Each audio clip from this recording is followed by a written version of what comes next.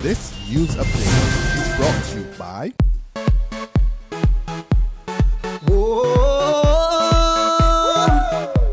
I'm happy. Now I'm gonna take my time. I'm happy. Enjoying myself with lime.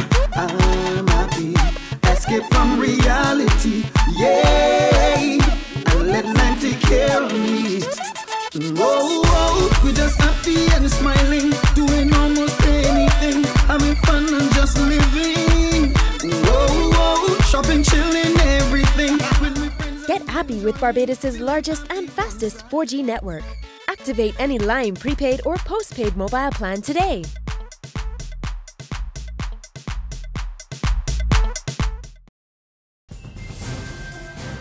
This is the Barbados Today morning news update for Friday, October the 17th, 2014. I'm Emmanuel Joseph. A pleasant good morning to you.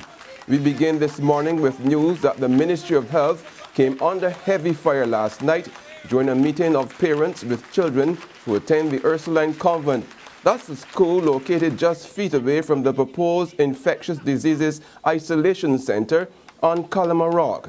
The message which the parents have sent to the ministry officials is that they don't want the center in their backyard.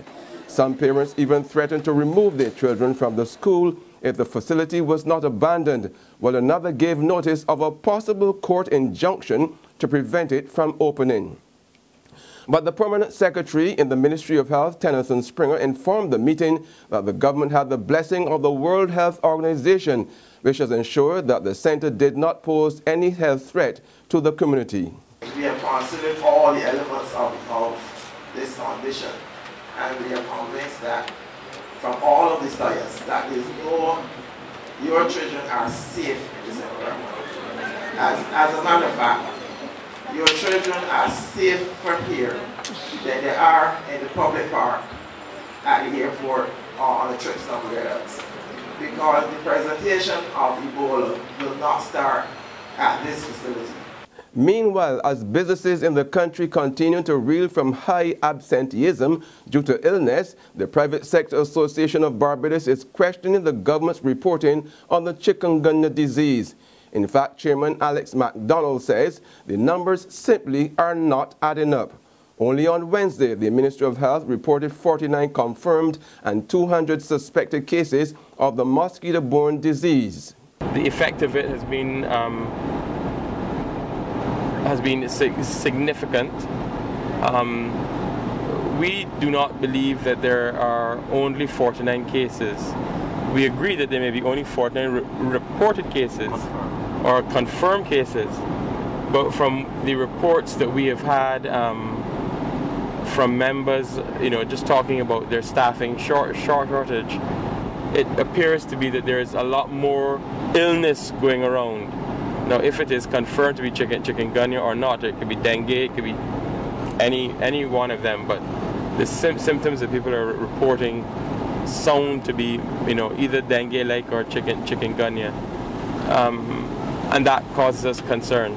And the Congress of Trade Unions and Staff Association has hit back at Minister of Commerce and Industry Donville Innes over comments he made about unions striking.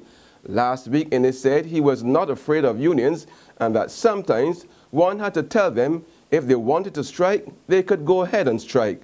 The minister also stated at that point in time the workers are going to return to work, or otherwise other people could be found to do the work. But C2SAB General Secretary Dennis DePisa is describing Innes' remarks as bordering on indifference, recklessness, and short-sightedness. DePisa says the comments were dangerous and promoted strike breakers or the hiring of scab labor. Barbados and Trinidad and Tobago have secured a trade deal that will further boost relations between the two countries. Export TNT, that's Trinidad's sole national export facilitation organization, recently staged its inaugural inward buyers mission, resulting in a sales contract between Sunshine Industries of Barbados and Brava International of TNT. The deal means that Sunshine Industries will be importing Twist juice drink from Brava to be sold on the local market. Director of the Barbados company, David Gill, says the first shipment of 1,470 cases was expected in the island by today. Gil tells Barbados Today he was impressed by the new approach of staging trade shows that has been introduced by Export TNT, where companies are matched with those of similar interests. Barbados was among the 15 potential buyers invited to participate in the mission in Trinidad. There's regional and international news after this short break. Hi, I'm Red Plastic Bag. Anyone who knows me knows I don't like cold.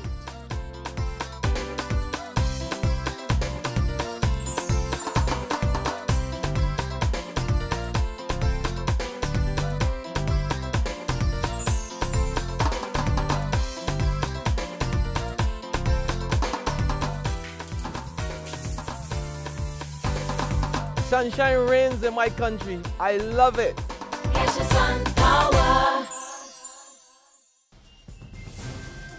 Welcome back with news from the region that Trinidad and Tobago has become the latest Caribbean country to ban travelers from Ebola-affected African states.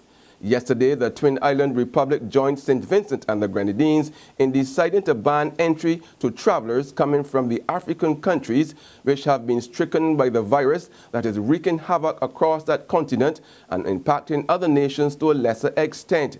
Trinidad's Health Minister Dr. Fuad Khan announced during a post-cabinet news conference that anyone coming from Sierra Leone, Guinea, the Democratic Republic of Congo, Liberia and Nigeria will be denied entry to the country.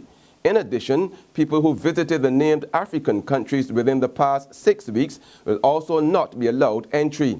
And citizens who visited these countries will be quarantined for 21 days upon arrival in Trinidad and Tobago. Meanwhile, Tobago has begun its preparations in the event that the deadly Ebola disease makes it to those shores. On Wednesday, the Barbados Minister of Health, John Boyce, and his Chief Medical Officer, Dr. Joyce St. John, indicated at a press conference that banning travelers from affected countries was not something government would rush into, and in fact, would first have to carefully consider any such decision. On the international scene, we are hearing that the World Health Organization is to ramp up efforts to prevent Ebola spreading beyond the 3 countries most affected by the deadly virus.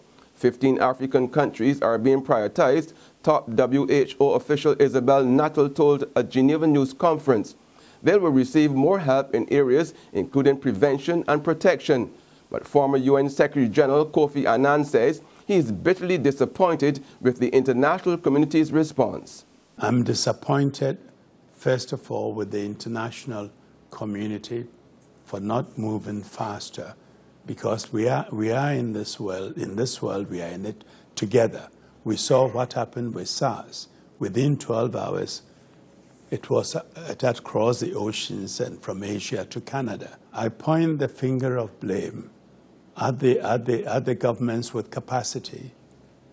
For example, the statement I issued earlier in the crisis indicated that it would be good if we can send formed units to these places who can hit the ground running, help set up field hospitals for us to be able to contain the crisis.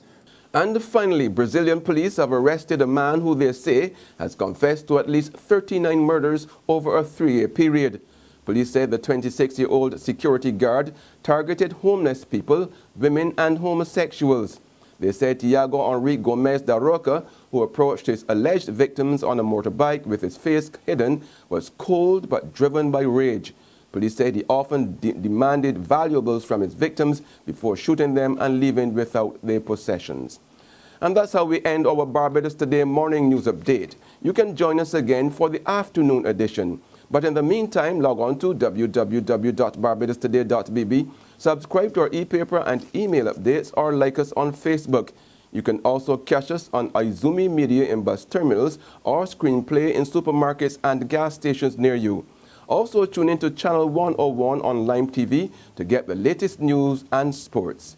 I'm Emmanuel Joseph. Have a wonderful day. This news update is brought to you by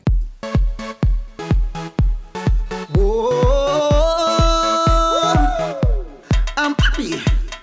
Now I'm gonna take my time. I'm happy. Enjoying myself with lime. I'm happy.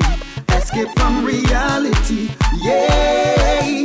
And let lime take care of me.